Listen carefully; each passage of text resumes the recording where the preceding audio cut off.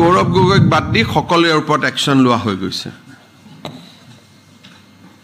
এজনে পাকিস্তান প্ৰেমী মানুহ বাছি আছে তাৰ বাদে কোনো বাছি থকা নাই বাকি সকলোকে আপুনি যদি চাই আকৌ এটা মই দিছো সুখোই 400 কিনুতেও কিন্তু গৌৰৱ গগৈৰ বহুত নিগেটিভ অবজাৰভেশন আছিল তেওঁক মই আজি এবাৰ মই যদি মোৰ লগত আছে মই টুইটটো দেখুৱাই দিব খুজিছো মানে these are very dangerous element we have inside our country হেকানে বাকি তো এবিলাক তো মই কন্ট্ৰোল কৰি থাকিব পাৰো চিন্তা নাই এটো সাব গৌৰৱ গগৈ টুইট কৰিছিল there is a pressure on India from the US on trade Iranian oil and Russia's S-400 indeed I don't want government of reply on the floor of the parliament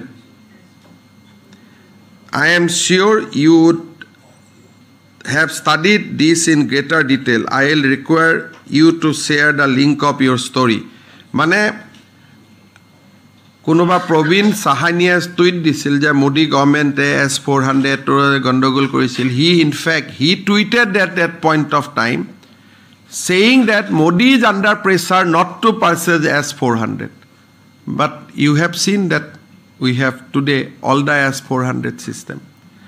So all his tweets, all his systems, always against the defense establishment.